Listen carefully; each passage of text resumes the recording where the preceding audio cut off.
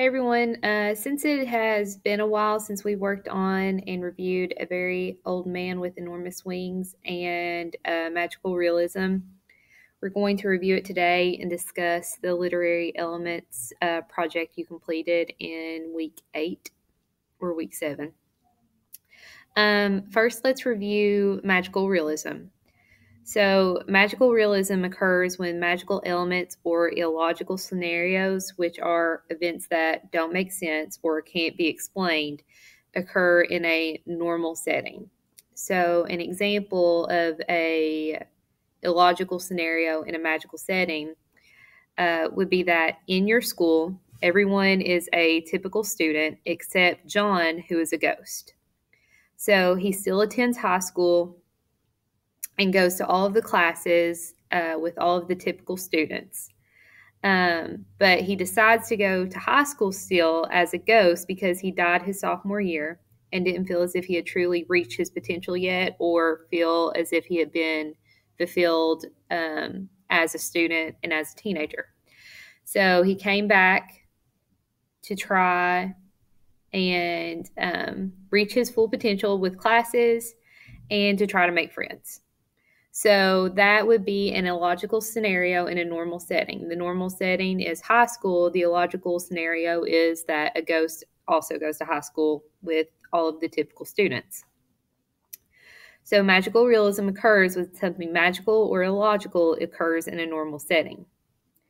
Also, magical realism is used to bring insight into a serious subject.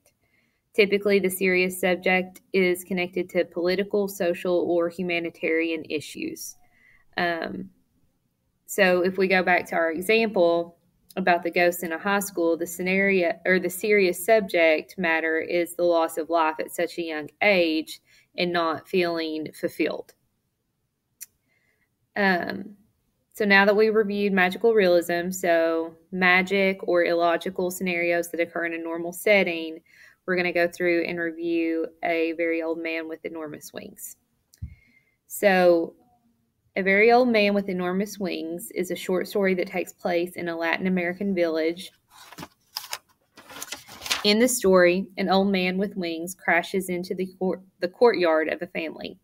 The family is wary of the angel, but when their child, who was ill, was cured of his illness due to the arrival of the angel, or that's what they believed, the family decided to give him food and a raft to leave. However, this didn't work because the people in the village discovered the old man with wings and believed he was an angel. So the local priest tried to determine whether or not he was an angel, and while the priest was trying to figure this out, the people in the town or in the village treated the angel horribly. They threw food at him, they branded him, and they made him sleep in a chicken coop. Eventually, the people of the town lost interest in the angel when they didn't hear back from Rome after Father Gonzaga tried to figure out whether or not he was an angel, and when other creatures came into the town. So different carnivals came through, and there was an acrobat who flew with wings from a bat, and a woman who had the body of a tarantula but the head of a woman. So the townspeople lost interest in the angel once other creatures came into town, and they forgot about him. So eventually, the angel heals and he flies away. So the ending is very open-ended because nothing is resolved other than the angel finally escaping. So in the short story, the serious subject matter is how cruel people can be and how cruel people treated the old man in the story because they feared the unknown and they feared people or things that are different than them. So the story brings insight to the issue that people treat things or other people who are different with cruelty rather than kindness.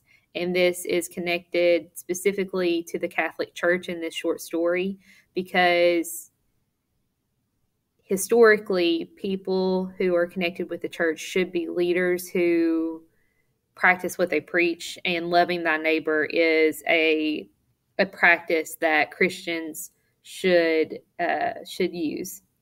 And then the other serious subject matter is how people try to gain personal benefit from issues or from others in a disrespectful way. So it shows that people are motivated by greed. In the short story, Elisinde tried to make a profit off of the angel, and the village people all tried to look for miracles based upon the unknown. So the story brings to light how people are greedy and how people treat others with disrespect when they don't understand something.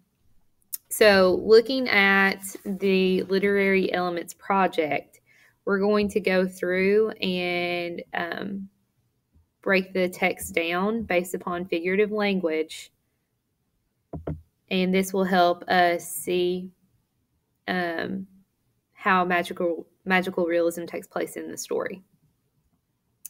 So first, let's look at the setting. So the magical realism setting is that the setting takes place in a Latin American village. We're not given the name of the village, but we know it's a small village in Latin America. The point of view and narration, if you read the short story, it never comes across as one character's point of view. So it's not first person. It's not necessarily second person. It's someone who knows all of the thoughts, all of the feelings of all of the characters. We know what Elisinde feels. We know what the old man feels. We know what the Spider Woman feels. So the point of view is third person omniscient. And let's look at the conflicts. So in this, I go over all of the conflicts and every metaphor, every personification that could be found in the story, so you can see what you put down versus what is in the story. So for conflicts, you have Father Gonzaga waiting to hear back from Rome to decide whether the angel or whether the old man was an angel or not. So we have that conflict between waiting for an answer and how the people treat the old man while waiting. We have the conflict between the angel and the people in the village. He was treated horribly by them. They threw food at him. They branded him with a steer. They made him try to sit on the pin of a needle. So a lot of different things happen to the angel based upon the people's fascination with something different from them. The angel and Pelayo and Elisinde, there was a conflict between them. They put the angel out in a chicken coop and tried to gain profit off of him and were very wary of him. They didn't want to help him at all. And then you have the internal conflict of whether to help the angel or to profit off of him. So Pelayo and Elisinde at first wanted to help him and let him go and give him food and a raft. But at some point, they made the decision to use the angel for their own benefit. So those are some of the conflicts. Now let's go back and let's look at metaphors in the text. So remember, a metaphor states something is something else to compare two things, to emphasize differences and to emphasize what's being compared. So our first one is as if he were not a supernatural creature, but a circus animal. So this emphasizes how the townspeople treated the angel. They didn't treat him as if he was another living creature, but they treated him as if he was a circus animal, which are typically treated poorly. Our next metaphor, that he tolerated the most ingenious infamies with the patience of a dog who had no illusions. So they are comparing the angel to a dog and how the angel had so much patience like a dog would. Our third metaphor, it says, holding himself up in some way with the risky flapping of a senile vulture. So it's saying that the old man with wings is similar, or it's comparing him to a senile vulture in the way he is flapping, trying to fly. And then our last one is also personification. but it's saying the world is something else, and it said the world had been sad since Tuesday. So it's talking about how sad and how the people in this world, in this normal setting, um, have been going through whatever political upheaval they were going through or whatever issues they were facing. So then let's look at personification. So this may have been more difficult to pinpoint in the text, because typically when we think of an angel, we think of a human with wings. So you may have not realized that an angel could be personified, because we already view angels as humans, but the angel or the old man with wings is a supernatural creature. So giving the supernatural creature human-like qualities is personification in this instance. So we have the world had been sad since Tuesday. Physically, the world is an inanimate object. It cannot be sad, so it's giving human quality to the world. 2, you have he was dressed like a rag picker. This is also a simile. It's saying that the angel was dressed like a rag picker, so a very human quality. And then 3, his pitiful condition of a drenched great-grandfather took away any sense of grandeur he may have had. So he's saying that this angel looks like a great-grandfather, so he is being personified. Now let's scroll down.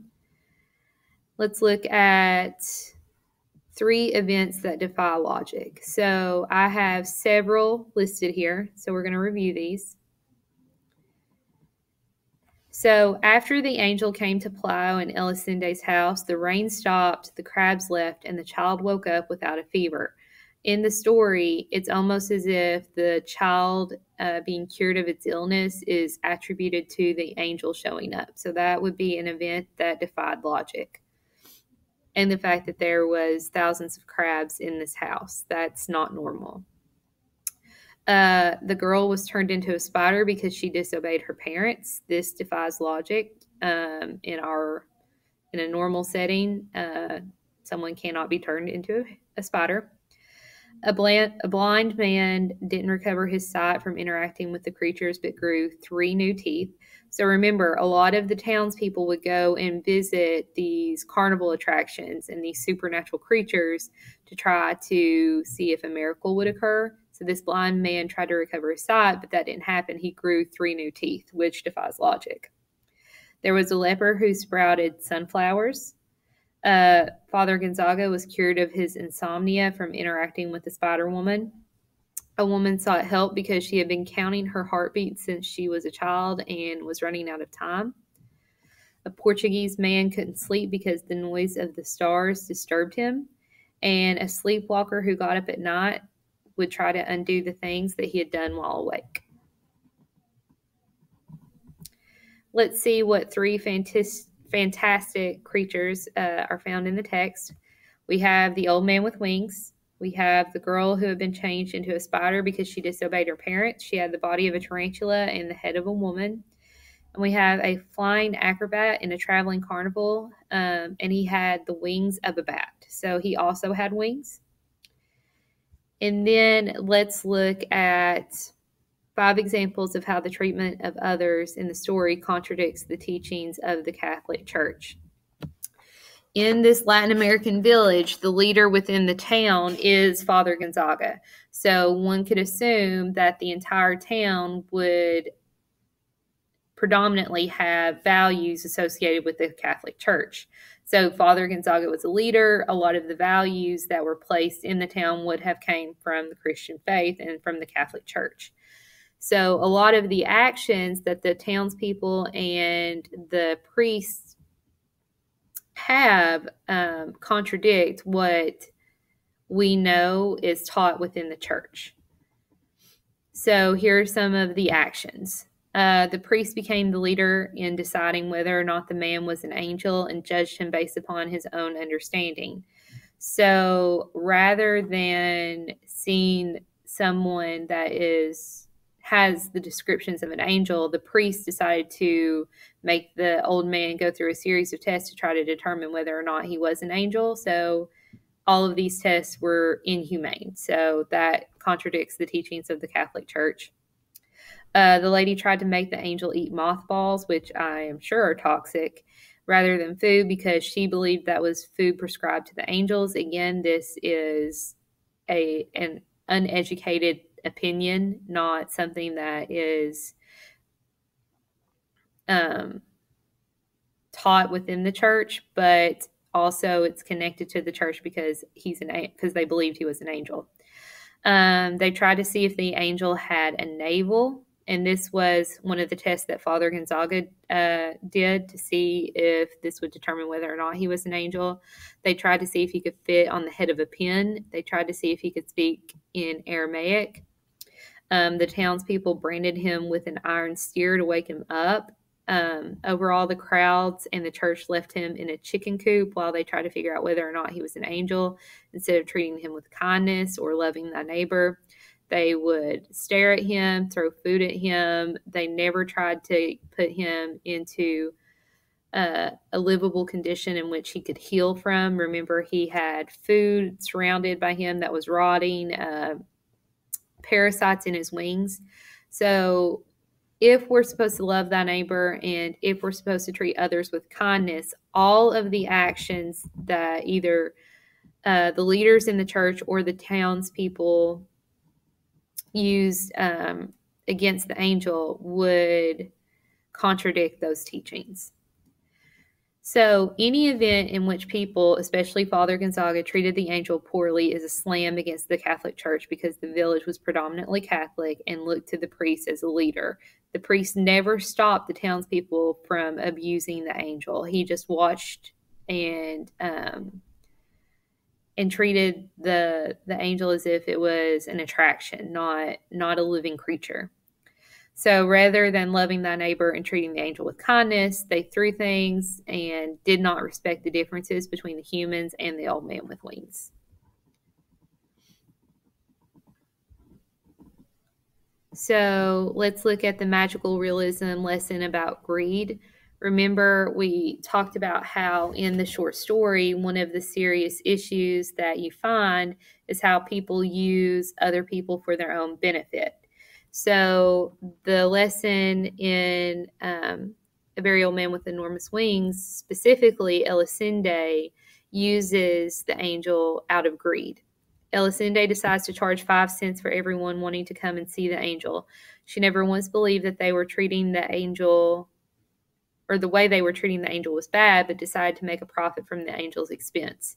This shows how greedy the characters are, despite the fact that they believe the old man with wings is actually an angel. They are only concerned with themselves and not the treatment of others. Magical realism is used to bring light and insight into serious subject matter. In this instance, the serious subject matter is how people can be cruel towards others that are different than them and approach the unknown with cruelty rather than respect or common courtesy. Elisinde didn't respect the old man or try to help him, but tried to make a profit off of his unfortunate circumstances.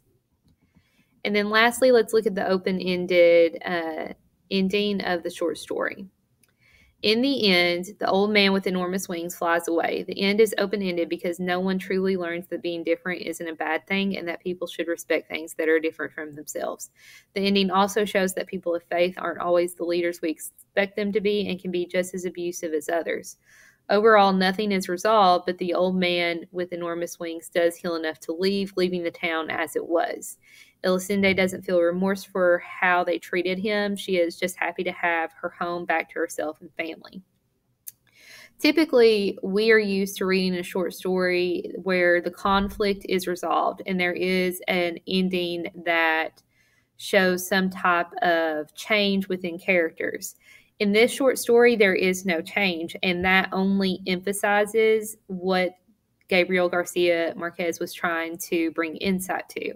These people in this village never learned what they were doing was bad, and that helps the reader to understand how at fault they were.